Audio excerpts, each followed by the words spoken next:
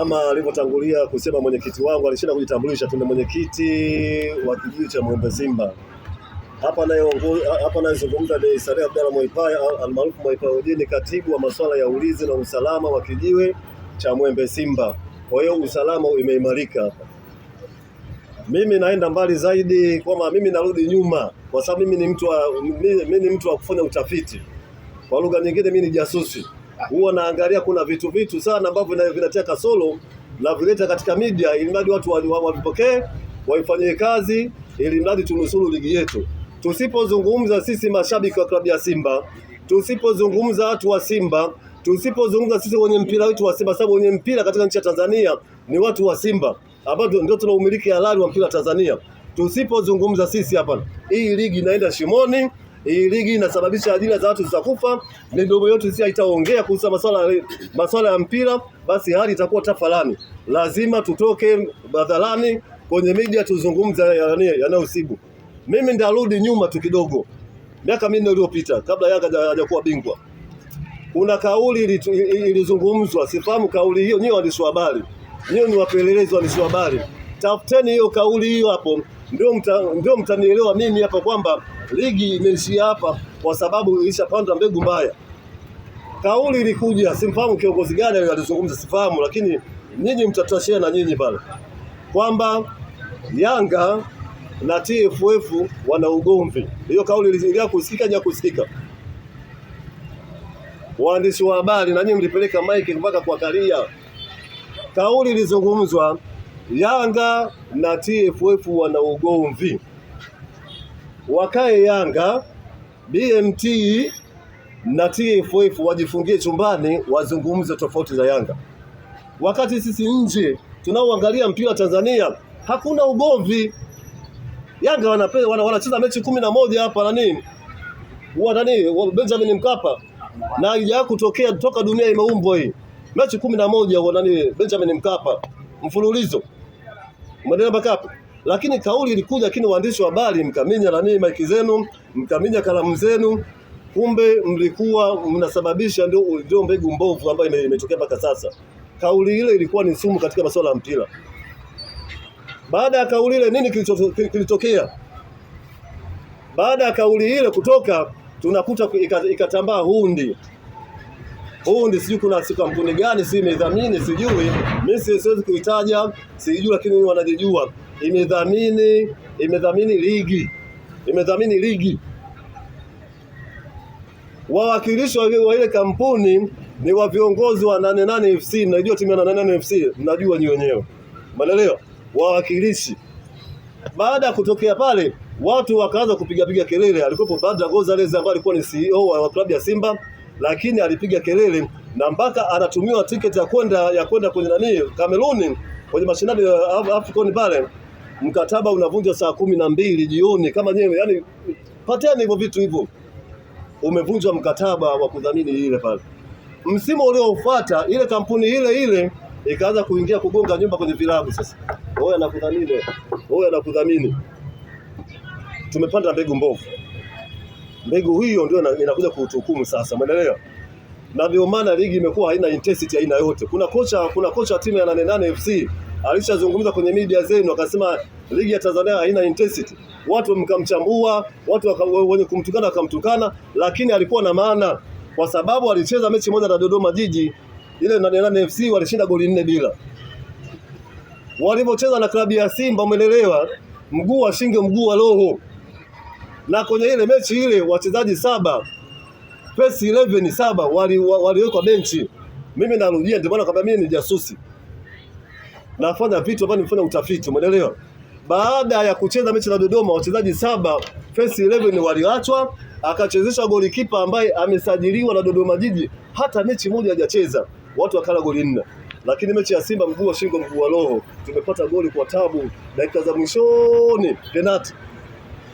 Baadaye kocha wa 88 FC anasemaje? Ligi ya Tanzania haina intensity. Alikuwa anaficha tu. Yaani alichokuwa anazungumza, si tu wewe usomea Cuba tunajua. Alikuwa anamaanisha kwamba mimi timu yangu mimi inapata ushindi na ni mwepesi. Timu yangu mimi tunacheza nje ya uwanja. Timu yangu mimi wao jamaa wanatuachia, umeelewa? Na ndio maana tunasema tusiposema sisi watu wa klabu ya Simba huu mpira unaingia shimoni pale, lazima tuutetee mpira Tanzania, kwa sababu tuna mamlaka kutetea mpira Tanzania.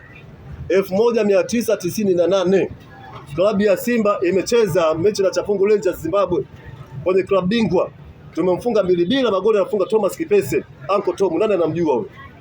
Tumeshinda pale. Chapungu ameshinda kuleta timu Dar es Salaam hapa, kafu akaipiga faini milioni 20. Kipindi kile Fati serikali haitoa ruzuku, Fati wanajiendesha wenyewe kupitia labda hizi pesa za nani za FIFA. Kafu wanaidai Fati hela. Akaunti kipindi kile za vilabu ziko katika nani, ziko upande wa nani wa chama cha soka. Kwenye akaunti ya nani ya Fati kuna milioni 20 ya Simba. Je, wasizitumie? Walikaa na viongozi wa klabu ya Simba, ikabidi ile hela itoke, ile itumiwe pale, Fati walipe ada yao, kwa sababu tungefutwa mpaka leo tusingekuwa tuko katika masuala ya mpira, tungekuwa tunacheza mpira wetu wa kwenye kichungu tu hapa huko ndani. Lakini tulipolipa klabu ya Simba, baada ndani ya mwezi mmoja na nusu hivi, Fati walirudisha hela klabu ya Simba. Kwa hiyo kuna maana kwamba sisi tuliibeba Fati klabu ya Simba, tuna mamlaka ya kuzungumza kama uhuni unaofanyika kwa kipindi hichi. Tuna mamlaka ya kuzungumza sisi watu wa Simba, kwa sababu sisi ndio tuna mandate ya kuzungumza masuala ya mpira. Kwanza tuna certificate ya FIFA. Nani ana certificate ya FIFA? Ni klabu ya Simba peke yake. Imekuja AFCON 2027. Nani kaileta? Waandishi wa habari yani mtajua tu labda kwa sababu wamependa uwanja wa Benjamin Mkapa. Sio hivyo. Baada ya uzinduzi wa ile yale mashindano ambayo alikuwa na Nebola hiyo, Africa Football League, dunia nzima ilishuhudia pale, kina Arsenal wengi walikuwepo pale, yani dunia nzima yote ilikaa pale. Na ndio maana klabu ya Simba ndio iliyotangaza, na ndio maana hata Musepe akaona aibu kama El Flantino yuko hapa, nishinda vipi kuleta mashindano hapa. Kwa hiyo klabu ya Simba ndio imetengeneza yani ndio role model wa mpira wa Tanzania. Asitokee mtu wa aina yote kuzungumza, aje na data hapa. Hiyo 98 Yanga kwa mara ya kwanza anaingia kwenye makundi ya klabu bingwa, na ndio tunaita 88 toka tumpata uhuru haja kupata point 9. Anacheza nani kama Fati wangekuwa wameondolewa na kwenye mashindano, yani kwenye chama cha soka kilikuwa kimeondolewa na kafu, Yanga asingeshiriki. Wakashiriki na vile vile, kwa sababu ndio maana hata kwenye mafanikio haya nyuma mwiko hawa klabu ya Simba ndio yani ndio imewabeba sana nyuma mwiko, kwa sababu tuliwapa mpaka wachezaji kina Alphonse Modest, Shaban Ramadhani na Monja Rizeki, na hawa kaandika historia, kwa sababu kafu kipindi kile walikuwa wanatoa goli moja shilingi milioni 1. Waandishi wa habari hamjui kitu kama hivyo, tunapelekea watu hawafahamu hata mpira Tanzania. Kafu walikuwa wanatoa milioni 1 kila goli. Hao ndugu zetu walipiga goli 23. Kafu akafutilia mbali ile zawadi, mpaka leo ipo. Kuna zawadi ya nini? Kafu anatoa zawadi ya magoli. Hawa walipiga goli 23 hao. Kwa tunapozungumza hivyo, narejea kwenye kauli alizungumza Wallace Karia kusema kwamba yoyote atakayeharibu dabi ya Kariakoo sio kwamba tutamfungia, isipokuwa tutamtia jela. Nimefanya ziara, nimeenda Ukonga, gereza la Ukonga, Nasoro Mwichu sijamuona. Nimekwenda Keko, gereza la Keko, Nasoro Mwichu sijamuona. Nimekwenda Segerea, Nasoro Mwichu sijamuona. Yuko wapi? Wallace Karia yuko wapi Nasoro Mwichu? Simamia kauli yako, kwa sababu huu mpira unakwenda shimoni.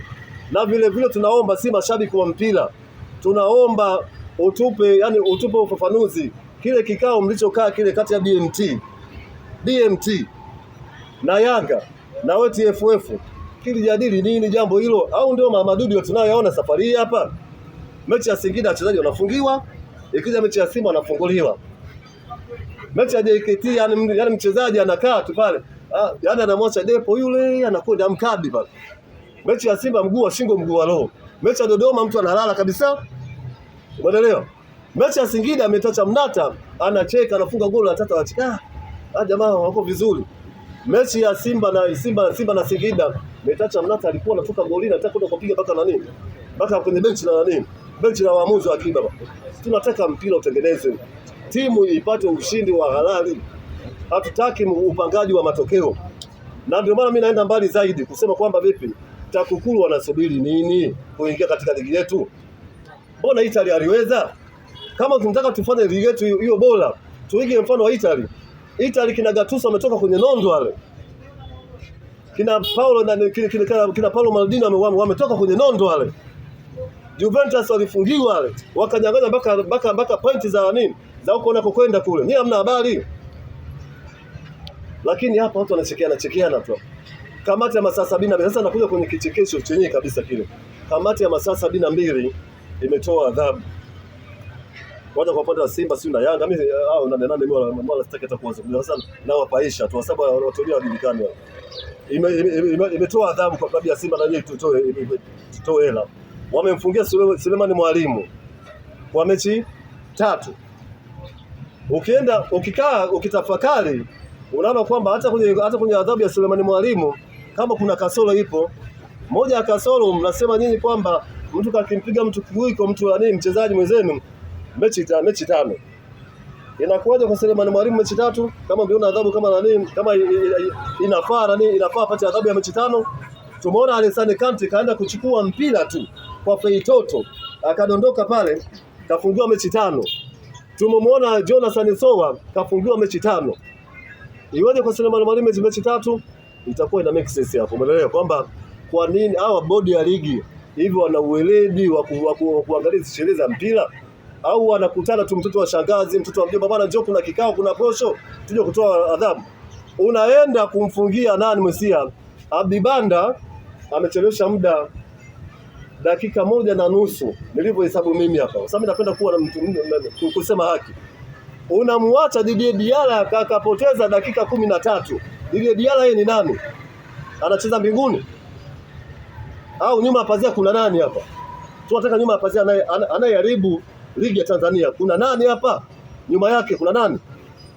Uwazi umeshinda kumfungia Ibrahim Baka. Ana matukio mabaya mengi tu.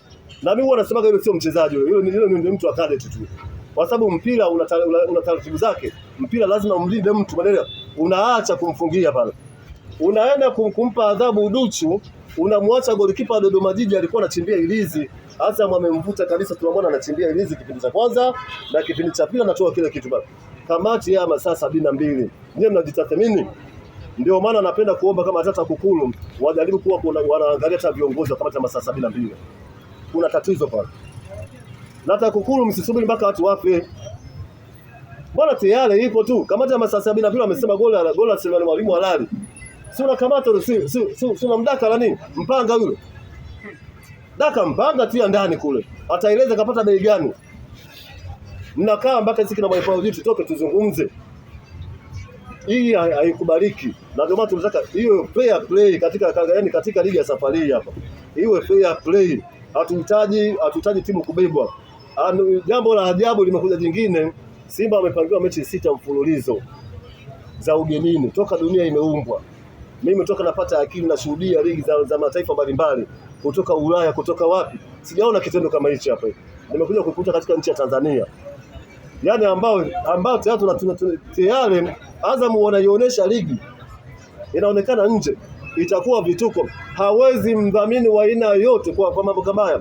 Mdhamini wa aina yote hawezi kuja kuwekeza katika ligi ya Tanzania kwa madudu kama haya. Na la mwisho kabisa, nawaambia viongozi wa klabu ya Simba. Narudia tena, nawaambia viongozi wa klabu ya Simba wasilipe hata senti 5 katika hizo faini zinazopigwa hapa. Ile hela peleke kwa watoto mayatima, ile hela peleke kwa shule ambazo zinahitaji uwezo. Tunataka kumuona Simba wasilipe ile hela, alafu tuangalie bodi ya ligi watachukua hatua gani. Tunataka kumuona kiongozi wa aina yote anataka kushusha daraja Simba, tumuone kama hajama nchi hapa. Tunataka kumuona Simba wasilipe hizo hela, alafu watuzuie tusicheze katika ligi yao. Waishushe daraja klabu ya Simba kama watu hajama katika nchi hapa.